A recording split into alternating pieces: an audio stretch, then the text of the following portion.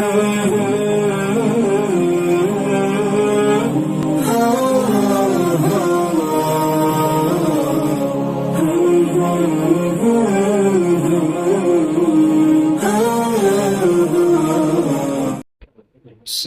عليكم ورحمة الله وبركاته. الحمد لله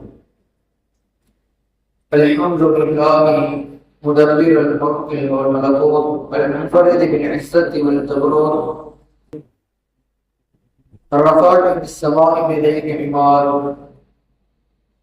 والصلاة والسلام على سيدنا محمد عبدك ورسولك وصديق المؤمنين والمؤمنات والمسلمين والمسلمات وعلى آله وصحبه أجمعين. أما بعد، فإن أصدق الحديث كتاب الله، وخير هدي سيدنا محمد صلى الله عليه وسلم، وشر الأمور محدثاتها، وكل محدثة بدعة، وكل بدعة ضلالة، وكل ضلالة في النار. أيها الإخوة، إن الله تبارك وتعالى في كتابه العظيم: أعوذ بالله من الشيطان الرجيم، بسم الله الرحمن الرحيم.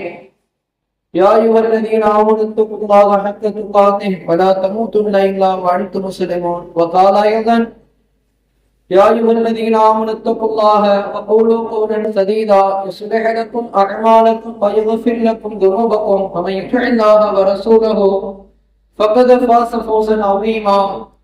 صدق الله العلي العظيم. أيها الحضور، الآن يوم الجمعة،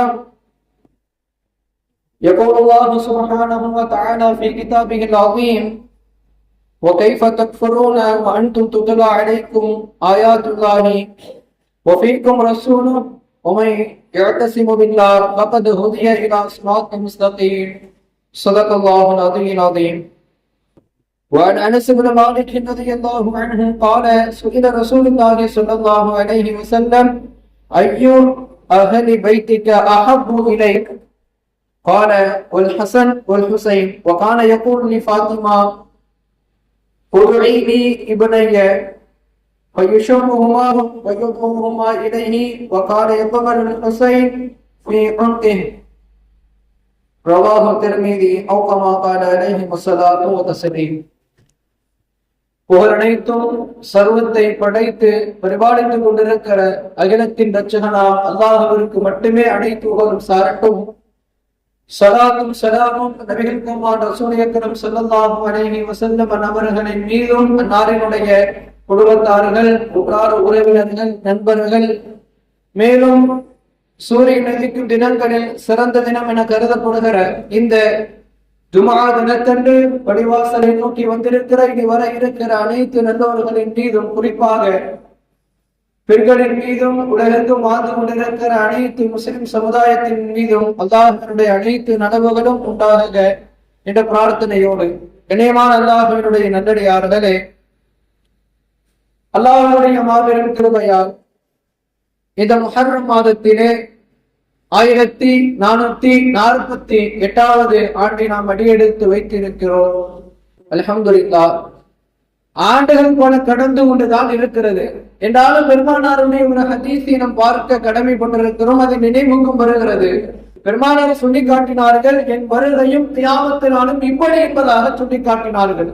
அதாவது பெருசா ஒண்ணு இல்ல, சிறிய ஆண்டு காலம் தான், சிறிய இடைவெளி தூரம் தான் எனக்கும் கியாமத்திற்கும் இடைப்பட்ட காலம் என்பதாக பெருமானார் சொல்லி காட்டினார்கள். அப்படி என்று சொன்னால் நாம் 1000 ஆண்டுகள் 1500 நாம் தொழுது போகிறோம். கியாமத் என்பது இன்னும் சில யுகங்களில் இருக்கிறது என்பதை நாம் உணர்ந்து கொள்ள கடமைப்பட்டிருக்கிறோம். எனவே நாம் வீணான செய்திகளில், வீணான விஷயங்களில் நம்மை நாம் ஈடுபடுத்திக் கொள்வதை தவிர்த்து விட்டு நல் காரியங்களின் மீதும், குர்ஆன், ஹதீஸ் மற்றும் நமக்கு எதையெல்லாம் கற்பித்து தந்ததோ அவைகளின் மீது நம்முடைய கவனங்களை நாம் செலுத்த வேண்டும் என்று நான் இந்த இடத்திலே வலியுறுத்தி கேட்டுக் கொள்கிறேன். கனிமான அல்லாஹ்வினுடைய நல்லடியார்களே, முஹர்ரம் 10 என்று சொன்னால் இந்த சமுதாயத்திலே ஆஷுராவினுடைய நாளை நினைவுபடுத்தப்படுகிறது. பல நபிமார்களுக்கு அல்லாஹ் ரப்பல் ஆலமீன் இந்த ஆஷுராவினுடைய தினத்தன்று பல திருப்பு முனைகளை அல்லாஹ் அமைத்து தந்தார். நாம் இன்னும் ஹதீஸை நாம் ஆராய்ந்து செய்து இந்த ஆஷுராவினுடைய தினத்தை நாம் பார்க்கும் போது சுருக்கமாக நான் செய்திக்கு வருவேன். ஹதரத் மூஸா அலைஹிஸ்ஸலாத்து வஸலாம் அவர்களுக்கு அல்லாஹ் ரப்பல் ஆலமீன் வெற்றியை தந்தார். அதை ஞாபகப்படுத்தும் விதமாக அவர்கள் யூதர்கள் நோன்பு நோட்டார்கள். பெருமானாருடைய சமுதாயத்தில் இது என்ன என்று கேட்கப்பட்டது. பிறகு நான் மூசாவிற்கு மிகவும் உகந்தவன் என்று சொல்லப்பட்டு நாம் அவர்களுக்கு இஹ்திராம் செய்ய வேண்டும் என்பதாக சொல்லி யௌமுல் தாசுஆ முஹர்ரம் பிறை 9, யௌமுல் ஆஷுரா முஹர்ரம் பிறை 10 ஆகிய 2 தினங்களில் நோன்பு நோக்க சொல்லி பெருமானார் நமக்கு கட்டளையிட்டார்கள். அதன்படி நாம் என்ன செய்து கொண்டிருக்கிறோம்? இந்த தினங்களை கண்ணியப்படுத்துகிறோம், நோன்பு வைக்கிறோம். இந்த சிறப்பான நாட்களிலே நாம் என்ன செய்கிறோம்? பல நல்ல விஷயங்களை நாம் அனுசரிக்கிறோம். இன்னொரு விஷயம் என்ன என்று பார்த்தால் கர்பலாவினுடைய யுத்தம்.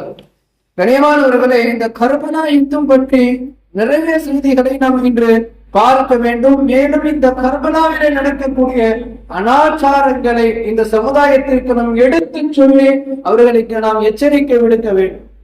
கனியமானவர்களே, கர்பலா என்றால் என்ன? முதலில் நாம் இதை யோசிக்க வேண்டும். கர்பலாவினுடைய யுத்தம் இருக்கிறது, ஏன் எப்படி நடந்தது என்று நாம் பார்க்க வேண்டும். பெருமானாருடைய பேரப்பிள்ளை ஹுசைன் ரலியல்லாஹு அன்ஹு அவர்கள், இவர்களுக்கும் யஸீத் இப்னு முஆவியா ஆகிய இருவருக்கும் நடந்த ஒரு போர். கர்பலா என்ற இடத்திலே நடந்த ஒரு போர். இந்த இடத்திலே யஸீத் ஆட்சிக்கு உடன்படிக்கை செய்ய ஹுசைன் ரலியல்லாஹு அன்ஹு அவர்கள் மறுத்து விட்டார்கள். எனவே இதை காரணம் காட்டி என்ன செய்தார்கள்? ஒரு படை ஹுசைன் ரலியல்லாஹு அன்ஹுவுடைய படை, ஒரு படை யஸீத் இப்னு முஆவியா ரலியல்லாஹு அன்ஹுவுடைய படை. இறுதியிலே என்ன ஆக்கப்பட்டது என்று சொன்னால், கூஃபா மக்கள் நீங்கள் வாருங்கள், ஹுசைன் ரலியல்லாஹு அன்ஹு கூப்பிட்டு நீங்க வாங்க, நாங்க உங்களோட இருக்கிறோம்னு சொல்லி 1000க்கும் மேற்பட்ட கடிதங்கள் என்ன செஞ்சாங்க? அனுப்பினாங்க. கடைசியில ஹுசைன் ரலியல்லாஹு அன்ஹு அவர்கள் கூஃபாவிற்கு வந்த போது கூஃபா மக்கள் பயந்து இப்னு ஜியாதுக்கு அடிபணித்து விட்டார்கள். எனவே அதற்கு இடைப்பட்ட போர்களில் நடந்து முடிந்த பிறகு ஹுசைன் ரலியல்லாஹு அன்ஹு அவர்கள் என்ன செய்தார்கள்? கொலை செய்யப்பட்டார்கள், ஷஹீதாக்கப்பட்டார்கள் என்று வரலாறு நமக்கு தருகிறது. இந்த போர் ஹுசைன் ரலியல்லாஹு அன்ஹு அவர்களை இழந்தது.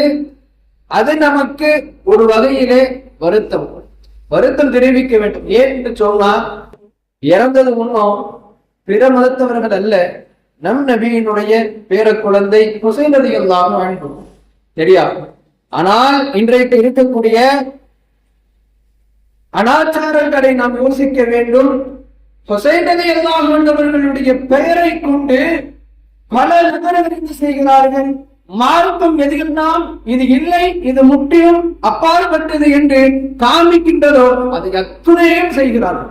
அதுதான் இங்கே விஷயம். பெருமானார் சொல்லி காட்டுவார்கள், அல்லாஹ் ரப்பல் ஆலமீன் அவன் மட்டுமே வணக்கத்திற்கு தகுதியானவன். அனைத்து புகழும் புகழ்ச்சியும் அவனுக்கு மட்டுமே உரித்தானது, வேறு யாருக்கும் அதில் எந்த இடமும் அல்ல. மார்க்கம் என்பது முற்றிலும் குர்ஆன் என்ன காட்டுகிறது, ஹதீஸ் என்ன காட்டுகிறது, அதை வைத்துத்தான், வேறு ஒன்றும் அல்ல. அதிலும் குறிப்பாக சொன்னால் புதிய புதிய விஷயங்களுக்கு மார்க்கத்தில் எந்த இடத்திலும் அனுமதி அல்ல. பெருமானார் இன்னும் தெளிவாக சொன்னார்கள், விதத்தான செய்திகளை நாம் செய்யும் போது மார்க்கத்தை விட்டு நாம் என்ன செய்கிறோம்? வெளியே போகிறோம். வெளியே போயிட்டோம்னா நமக்கு மார்க்கத்துக்கு என்ன தொடர்பு? ஒன்றுமே கிடையாது. ஆனால் இன்னைக்கு இருக்கக்கூடிய அனாச்சாரவாதிகள் ஹுசைன் ரலியல்லாஹு அன்ஹு அவர்களுடைய பெயரை சொல்லி அநாகரிகமான செயல்களிலே ஆடலிலும் பாடலிலும் தன்னுடைய உடலை வருத்திக் கொள்வதிலும் இன்றைக்கு பல போராட்டங்கள், பல செய்திகளை செய்து கொண்டு வருகிறார். இது எந்த மார்க்கத்தில் இல்லாத ஒரு செயல். குறிப்பாக நம்முடைய உம்மத்திலே பெரும்பாலும் நமக்கு காட்டித்தராத ஒரு வழி. இதை செய்வதில் எந்தவித நன்மையும் நமக்கு கிடையாது. நினைவானவர்களே, இந்த ஹதீஸை நான் உங்களுக்கு ஞாபகப்படுத்திவிட்டு நான் விஷயத்திற்கு நுழைவேன். பெருமானார் ஸல்லல்லாஹு அலைஹி வஸல்லம் அவர்களிடத்திலே அனஸ் இப்னு மாலிக் ரலியல்லாஹு அன்ஹு அவர்கள் இந்த ஹதீஸை அறிவிக்கிறார்கள். சுஇல ரசூலுல்லாஹி ஸல்லல்லாஹு அலைஹி வஸல்லம், பெருமானார் ஸல்லல்லாஹு அலைஹி வஸல்லம் இடத்திலே கேட்கப்பட்டது, ஐயு அஹ்லி பைத்திக அஹப்பு இலைக், உங்களுடைய குடும்பத்தினர்களில் யார் உங்களுக்கு ரொம்ப பிடிக்கும் அப்படின்னு பெருமானார்ட்ட கேட்டாங்க. இப்ப பெருமானார் சொல்லி காமித்தார்கள், கால ஹசன் வல் ஹுசைன், ஹசன் ரலியல்லாஹு அவர்களும் ஹுசைன் ரலியல்லாஹு அவர்களும் சொல்லி காமித்தாங்க. இப்போ கால எப்போது ஃபாத்திமா, ஃபாத்திமா ரலியல்லாஹு அவர்கள் இருந்தார்கள். அப்போ அவரிடத்திலே பெருமானார் அழைக்க சொல்லி கேட்டார்கள், உதவியினா இப்னைய, உன்னுடைய 2 பையனையும் அழைத்து வா, என்னிடத்தில் அழைத்து கொண்டு வா என்பதாக சொல்லி இலைஹி, அந்த 2 பேரையும் அணைச்சு அப்படியே கட்டி குடிச்சு அவங்க 2 பேருக்கு முத்தம் கொடுத்தாங்க. சரிங்களா? மேலும் ஹதீஸ் தொடர்ந்து வகான இப்பவல் ஹுசைன் ஃபில் அன்கி, ஹுசைன் ரலியல்லாஹு அன்ஹு அவர்களுக்கு கழுத்துல முத்தம் கொடுத்தாங்க. இதை வைத்து நமக்கு என்ன புரிகிறது என்று விளக்கம் நமக்கு தருகிறார்கள். ஹுசைன் ரலியல்லாஹு அன்ஹு அவர்கள் கர்பலா போரிலே யுத்தம் செய்து இறந்து போவார்கள் என்ற செய்தியை பெருமானார் அன்றைக்கே நமக்கு இஷாராவின் மூலமாக சொல்லி காமித்து விட்டார். இப்ப நமக்கு விஷயம் என்னன்னா, இன்னைக்கு கர்பலா போருடைய நிகழ்வு எங்க பார்த்தாலும் விமர்சையாக செய்யப்படுகிறது, பல அனாச்சாரங்களும் செய்யப்படுகிறது. இந்த நேரத்தில் நான் கேட்டுக்கொள்ளக்கூடிய செய்தியை நான் ஒன்றை மட்டும் சொல்கிறேன். அன்றைக்கே பெருமானாருக்கு தெரிந்தது என்று சொன்னால், இன்றைக்கு அழுது குழம்புகிற அந்த அனாச்சாரவாதிகளை விட பெருமானாருக்கு தன்னுடைய பேர குழந்தை எவ்வளவு முக்கியத்துவம் என்று நீங்கள் உணர்ந்து கொள்ள வேண்டும். பெருமானார் எதுவுமே செய்யல. மௌத்துன்னு சொன்னாலே நீ 3 நாள் தான் அனுசரிக்கணும், அதுக்கு மேல இல்லை. ஆனால் அந்த அனுசரணையும் கூட ஒப்பாறு வைத்துக் கொண்டு, நெஞ்சில் அடித்துக் கொண்டு, கத்திகளை கொண்டு தன்னுடைய ரோமங்களை, நாக்கை, முதுகை என்ற உடல் உறுப்புகளை கிழித்து கொண்டு எந்த மார்க்கத்தின் நம்முடைய மார்க்கம் அதை வழிகாட்டவே இல்லை. ஆனால் இன்றைக்கு நடந்து கொண்டிருக்கிற இந்த நிதர்சன அனாச்சாரங்கள் அனைத்தும் இது எந்த இஸ்லாம் நமக்கு கற்றுக் கொடுத்தது என்று நமக்கே தெரியவில்லை. எது நமக்கு இதை பாவிக்கிறது என்று நாம் கண்டுபிடிக்கவே முடியவில்லை. இது எங்கிருந்து வந்த மார்க்கம் என்றும் புரியவே இல்லை. என் பெருமானார் நினைத்திருந்தால் எவ்வளவு செய்திருக்க, தன்னுடைய பேரக்குழந்தை, தான் பேரக்குழந்தை, அவங்களுக்கு இல்லாத அன்பாங்க, அவங்களுக்கு இல்லாத அன்பா நம்ம செய்யறோம். இன்னைக்கு அவ்வளவு அனாச்சாரங்கள் அல்லாஹ் சொல்லி காட்டுவான்.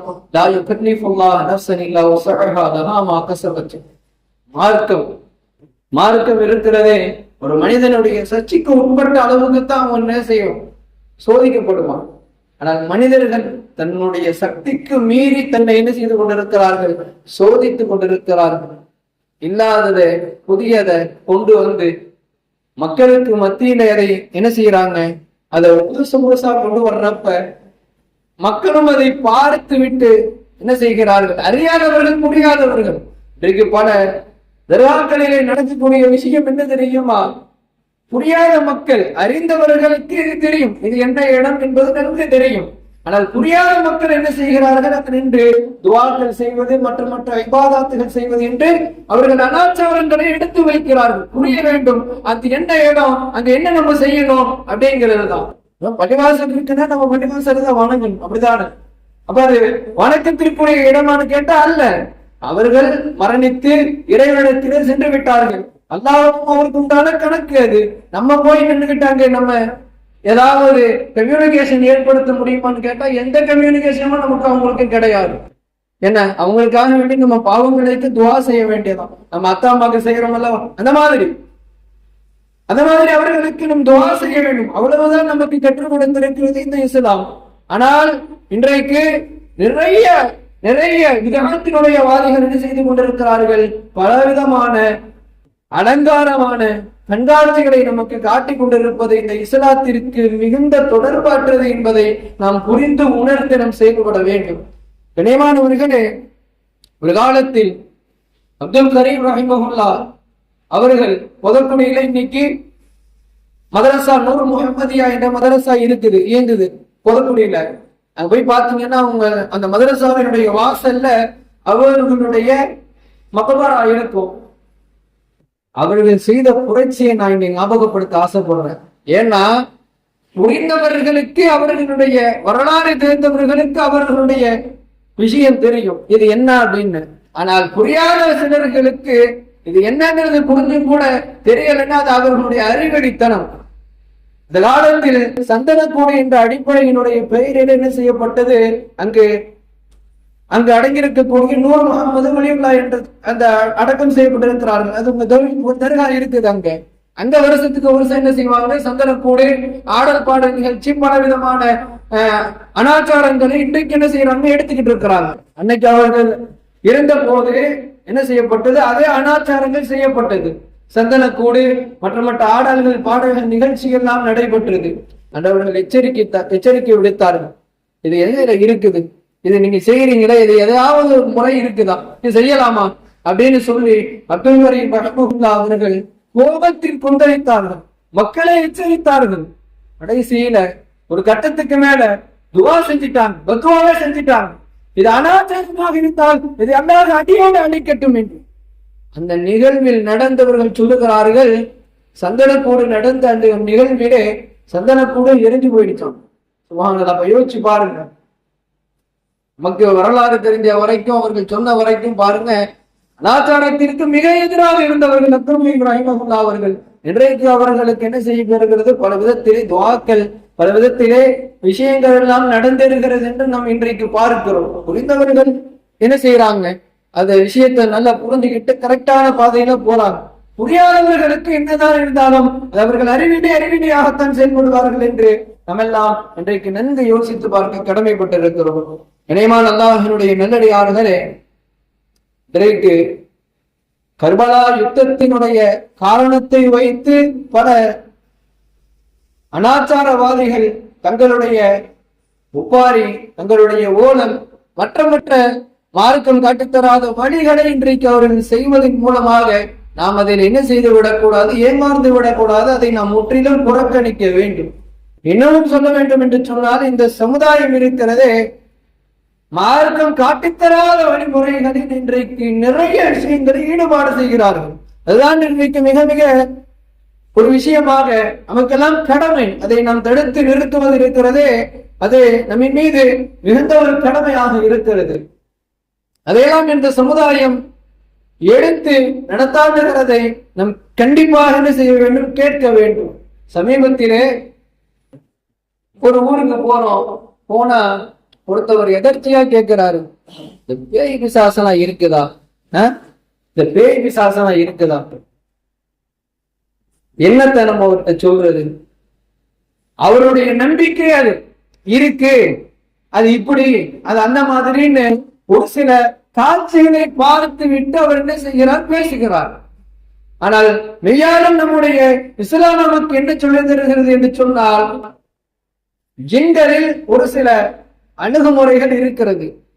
ஜின்கள் மூலியமாக மனிதர்களுக்கு சில பல விஷயங்கள் என்ன செய்கிறது, ஏற்படுகிறது என்று நம்முடைய இஸ்லாம் நமக்கு அழகான முறைகளை சுட்டி காமிக்கிறது. அதை நம்ம புரிஞ்சுக்கிறோம். இன்னும் சொல்ல வேண்டும், ஜின்களின் மூலமாகத்தான் நமக்கு பலவிதமான தீங்குகள் நமக்கு என்ன செய்கிறது, கிடைக்கிறது என்று நமக்கு நம்முடைய இஸ்லாமிய மார்க்கம் அழகான முறைகளை நமக்கு சொல்லி காமிக்கிறது.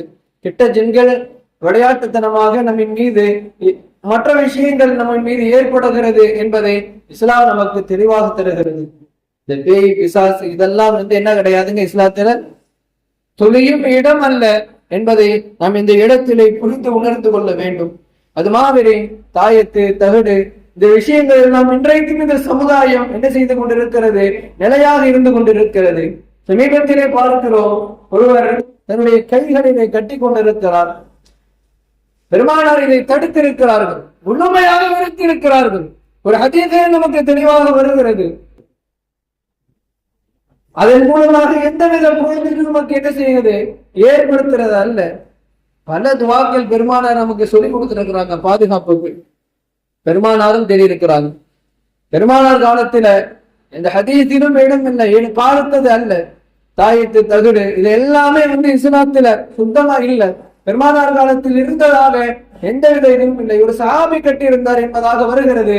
ஒரு மனிதர் கட்டியிருந்தார், அதை பெருமானார் ஸல்லல்லாஹு அலைஹி வஸல்லம் அவர்கள் அவிழ்க்க சொல்லி சொன்னார்கள் என்ற ஹதீஸை நாம் பார்க்கிறோம்.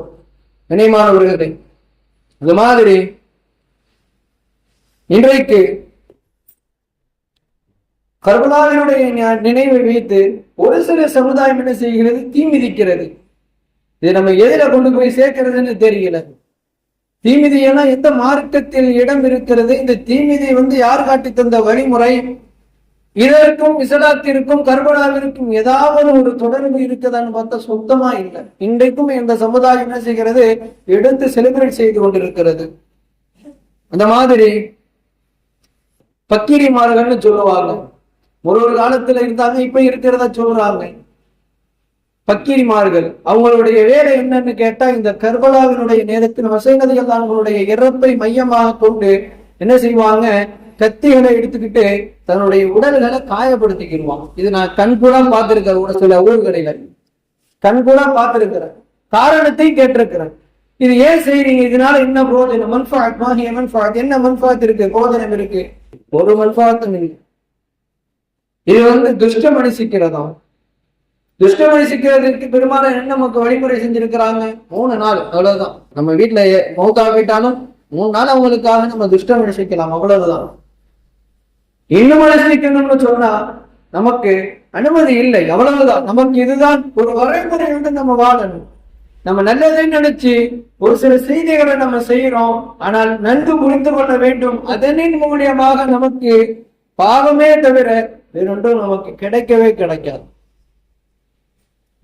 அது மட்டுமல்லாமல் இன்றைக்கு பள்ளி விழுந்தால் சகனம் பார்ப்பது, பூனை இடையில குறுக்க போனால் சகனம் பார்க்கிறது, கிளிஜோசியம் பார்ப்பது இன்றைக்கு சமுதாயத்திலே இவையெல்லாம் ஏன் சொல்லணும்னா, இன்னைக்கு நடக்கக்கூடிய விஷயங்கள் இவை அனைத்துமே இதை முற்றிலும் இஸ்லாமிய சமுதாயம் குறித்து உணர்ந்து கொள்ள வேண்டும். நிறைய ஊர்களிலே நடக்கிறது, நிறைய ஊர்களிலே இது ஃபாலோ செய்யப்படுகிறது. இது எல்லாமே அல்லாஹ்வுக்கு நம்ம இணை கற்பிப்பதற்கு சமமான விஷயங்கள். ஜோசியம் பார்க்கிறது இஸ்லாத்தின் அறவே கூடாது. பூனை சகுனங்கள், பள்ளி விழுந்த சகுனங்கள் இன்னைக்கும் பார்க்கிற முஸ்லிம்களை நம்ம பார்க்கத்தான் செய்யறோம். பார்க்காம நம்ம சொல்லல, பார்க்கத்தான் செய்யறோம். பூனை விழுந்தா என்ன, காலண்டர் திருப்பி போட்டு என்ன இருக்குது, தலையில வந்தா என்ன, காலில் வந்தா என்ன, அது அதுப்பா, இதுப்பா. எதிர இருக்கிறது இது? புரிந்து வாழ வேண்டாமா? நாம் பூனை குறுக்க போயிடுச்சு, நான் போவாங்க, செத்த நேரம் உட்கார்ந்து தண்ணி குடிச்சிட்டு போ. அது ஒரு உயிரினம். பூனை என்பது ஒரு உயிரினம். அதற்கு கூட பாசங்கள், பலவிதமான நேசங்கள் இருக்கிறது மனிதனை விட. இன்னைக்கு நாய் நன்றி உணர்ச்சின்னு சொல்றோம்னா அதுக்கு காரணம் என்ன? மனிதன் என்பவன் 2 வேடங்கள் போடக்கூடியவனாக இருக்கிறான். ஆனால் நாய்க்கு அப்படி அல்ல. உயிரினங்களில் நாய், பூனை போன்ற உயிரினங்கள் எல்லாம் அது வரும், அது போகும், அது பறக்கும், அது நிற்கும். அது நம்முடைய கணக்கில் அல்ல, நம்முடைய விஷயத்தில் இல்லை. அதை கொண்டு இஸ்லாத்திலே திணிப்பது, அதை கொண்டு நம்முடைய மூட நம்பிக்கைகளில் கொண்டு வருவது இருக்கிறது. இது எந்த விதத்திலும் இஸ்லாத்திற்கு நமக்கும் எந்த விதத்திலும் தொடர்பு இல்லை என்பதை நாம் உணர்ந்து செயல்பட வேண்டும். கண்ணியமானவர்களே, ஏனென்று சொன்னால் இன்றைக்கு கடைபிடிக்கப்படுகிறது இவை அனைத்துமே நாம் என்ன செய்யணும், களைய வேண்டும். பேய் பிசாசிலிருந்து, தாயம் தகடில் இருந்து இன்னும் பல விஷயங்கள் எக்ஸெட்ரா இருக்கிறது. இவைகளெல்லாம் நாம் என்ன செய்ய வேண்டும்? இன்றைக்கு நாம் முழுமையாக நாம் அதை புறக்கணிக்க வேண்டும். இதிலும் முக்கியமாக நான் சொல்ல கடமைப்பட்டிருக்கிறேன். சந்தனக்கூடு நிகழ்ச்சிகளில் இன்றைக்கும் பல பேர் இருக்கத்தான் செய்கிறார்கள், கலந்து கொள்கிறார்கள். ஒன்றே நம் அறிவிக்கு நான் தருகிறேன். எதற்காக வேண்டி அது கொண்டாடப்படுகிறது? சரி, கொண்டாடுறாங்க. அதுல என்ன ஆடல் பாடல் நிகழ்ச்சியுமா போடுவாங்க? எந்த இஸ்லாத்தில் இருக்கிறது ஆடல் பாடல் நிகழ்ச்சியை போட்டு அந்த வழி உலாக்கு நம்ம செய்யணும்னு, அந்த ஒளி உலாக்கு நம்ம செய்யணும்னு? பாட்டுகள், திரைப்பட பாட்டுகள், திரைப்பட ஆட வேடிக்கைகள் ஒண்ணுதான். சமுதாயம் எதை கொண்டு ஒப்பீடு தெரியுமா இருக்கிறது? மாற்று மத சமுதாயத்தை கொண்டு ஒப்பீடாக இருக்கிறது. அவர்களுக்குத்தான் வான வேடிக்கையில் இருந்து எல்லா வேடிக்கையும், அவர்களுக்கு தான் ஆடல் பாடல் அனைத்துமே ஹலால். ஏன்னா அவங்களுக்கு இந்த துன்யாதான் ஹலால், இந்த துன்யாதான் அவர்களுக்கு சொர்க்கம். மோமின்களுக்கு அல்ல. மோமின்கள் எப்படி இருக்க வேண்டும் என்று சொன்னால் சிறைச்சாலைகள் எப்படி இருக்க வேண்டுமோ அது மாதிரி. துன்யா சுற்றி மோமின் காதலுக்கு சொர்க்கம். நீ ஆடு பாடு என்ன வேணாலும் பண்ணு, நோ கொஸ்டின். முஸ்லிம்களுக்கு இந்த துன்யா மிக மிக மிக முக்கியம். நான் சொல்ல வேண்டும், இந்த துன்யா இருக்கிறது அவர்களுக்கு சிறைச்சாலையை போன்று. ஒரு கட்டுக்கோப்பான வாழ்க்கை, ஒரு கட்டுக்கோப்பான நிலைமை, ஒரு கட்டுக்கோப்பான ஒரு வணக்கம், இதுதான் நமக்கு மார்க்கம் தந்தது. அதைத்தான் நாம் எடுத்து வைத்துக் கொள்ள வேண்டும். என் அன்பானவர்களே, இன்னும் இந்த சமுதாயம் வழிகேட்டில் இருக்கிறது என்பதை புரிந்து உணர்ந்து கொள்ள வேண்டும். இந்த வெளியேடல்களை விட்டும் நாம் என்ன செய்ய வேண்டும்? முற்றிலும் நம்மை தற்காத்துக் கொள்ள வேண்டும். இஸ்லாம் நமக்கு எதை கற்பித்திருக்கிறதோ, குர்ஆன் சுன்னா நமக்கு எதை வலியுறுத்திருக்கிறதோ அதை நாம் கண்டிப்பாக எடுத்துக்கொள்ள வேண்டும். ஒன்றே ஒன்றுதான் நம்ம தர்ற இந்த ஈடுபாடு, அதாவது வழிகேட்டிற்கு நாம் தரக்கூடிய ஈடுபாடு இருக்கிறதே ஃபர்லுக்கு நம்ம தர்றதே கிடையாது. இந்த சகனம் பார்க்கிறவங்களா இருக்கட்டும் சரி, வழிகேடர்களாக இருக்கட்டும் சரி, இவர்கள் எல்லாம் இருக்கிறாங்க அல்லவா, இதுல அவங்க மும்புறமா இருக்கிறாங்க. காடல சொன்ன மாதிரி அவங்க இதுலதான் முன்னுரிமையா இருக்கிறாங்க. ஆகா இது செய்யக்கூடாது, ஆக இது செய்யக்கூடாது, அது பாவம், இது பாவம், இது வழிகேடு அப்படின்னு நம்ம சொல்றோம். ஆனால் அந்த விஷயத்தை தான் அவர்கள் என்ன செய்கிறார்கள்? முன்னுரிமை கொடுக்கிறார்கள். ஃபர்லுக்கு முக்கியத்துவம் கொடுக்கிறது இல்லை. இதுல பாத்தீங்கன்னா இந்த விதாத்து செய்யக்கூடிய இந்த விதாத்துவாதிகள் வழிகேடர்கள் அனைவர்களுமே விதாத்திற்கு எந்த அளவிற்கு அவர்கள் முக்கியத்துவம் கொடுக்கிறார்களோ தொழுகைக்கு அவங்க முக்கியத்துவம் கொடுக்கறது இல்லை. பாத்தீங்கன்னா ஒரு நாள் கூட அவங்க தொழுந்திருக்க மாட்டாங்க. பாத்தீங்கன்னா ஒரு நாள் கூட ரூப வச்சிருக்க மாட்டாங்க. பாத்தீங்கன்னா அல்லாஹ்னாலே என்னன்னு தெரியாது, ரசூல்னாலே என்னன்னு தெரியாது. அப்படிப்பட்டவங்களுக்கு இந்த வெளியேடு செயல்கள் எல்லாம் பரவி பரவி ஊடுருவி அலங்காரமாக மாறி போய் இன்னைக்கு வழிகேட்டில இருக்கிறார்கள். ஒண்ணு நம்ம இபாதத்துல இருக்கணும், இல்லைன்னா இபாதத்துல விடுறவங்களோடு இருக்கணும். அதாவது ஃபர்லு செய்யணும், தொழுகணும், நோன்பு வைக்கணும், இது எல்லாமே ஃபர்லு. அதை விட்டுட்டா தண்டனை, பெரிய தண்டனை.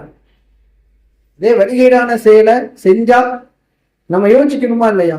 கண்ணியமானவர்களே, அனாச்சாரங்களான விஷயங்களை, வழிகேடலான விஷயங்களை நாம் என்ன செய்ய வேண்டும்? முற்றிலும் நாம் நம்மை தற்காத்துக் கொள்ள வேண்டும். எதையெல்லாம் அல்லாஹ் ரசூல் நமக்கு அழகான முறையிலே போதித்திருக்கிறார்களோ அதை நாம் என்ன செய்ய வேண்டும்? எடுத்துக்கொள்ள வேண்டும். நமக்கு அல்லாத தெளிவான ஒரு மார்க்கத்தை இதுதான் என்பதாக ரசூல் மூலியமாக தந்திருக்கிறார். மார்க்கம் என்பது கட்டமைக்கப்பட்டு விட்டது, இதுதான் இப்படித்தான் என்று, வழிகேடு என்பது இப்படித்தான் இதுதான் என்று தெளிவாக தெரிகிறது. இதை தாண்டி ஒருவர் தன்னுடைய மூட பழக்கத்திலே நினைத்திருக்கிறார் என்று சொன்னால் அல்லாஹ் தான் அவரை பாதுகாக்க வேண்டும். அல்லாஹ் ரப்பல் ஆலமீன் வெளிகேடை விட்டும் அல்லாஹ் நம்மை அனைவர்களையும் பாதுகாப்பானாக. எதை அல்லாஹ் ரப்பல் ஆலமீன் நமக்கு இஸ்லாமாக, ஈமானாக, தவக்குலாக, தத்துவாவாக ஆக்கியிருக்கிறான், அதை கொண்டு நம்மை அல்லாஹ் நம் உயிரிழக்கிறவரை நம்மை வாழச் செய்வானாக. பலவிதமான வழிகேடுகளை விட்டும் அல்லாஹ் ரப்பல் ஆலமீன் நம்மை பாதுகாத்து தீனுல் இஸ்லாம் எதை நமக்கு வலியுறுத்துகிறதோ, எம்பெருமானார் ஸல்லல்லாஹு அலைஹி வஸல்லம் எதனின் மீது நின்று வாழ்ந்து சென்றார்களோ அதனின் மீது நின்று வாழ்ந்து செல்லக்கூடிய பாக்கியத்தை அல்லாஹ் ரப்பல் ஆலமீன் நம்ம அனைவருக்கும் தருவானாக. நம்மை சொர்க்கவாதிகளின் ஒன்றவர்களாக நம்மை ஆக்கிக் கொள்வானாக. அல்லாஹ் நமக்கு சொர்க்கத்திலும் பலவிதமான பெரும் பதவிகளை அல்லாஹ் நமக்கு தருவானாக. பெருமானார் ஸல்லல்லாஹு அலைஹி வஸல்லம் அவர்களோடு சொர்க்கத்தில் இருக்கக்கூடிய பாக்கியத்தை நம் அனைவருக்கும் தருவானாக. இதனால் வரைக்கும் பாவிகளாக இருந்த முன்னோர்கள், மூதாதையர்கள் அனைவருடைய பாவங்களை அல்லாஹ் ரப்பல் ஆலமீன் மன்னித்து இவரும் காலங்களிலே அவர்களுக்கும் நமக்கும் அல்லாஹ் ரப்பல் ஆலமீன் கபர் மற்றும் வறுமை நாளுக்கான வாழ்க்கையை மிகவும் சீராக செம்மையாக அல்லாஹ் ஆக்குவானாக. இந்த துஆக்களோடு நிறைவு கூறுகிறோம். وآخر دعوانا أن الحمد لله رب العالمين. السلام عليكم ورحمة الله وبركاته.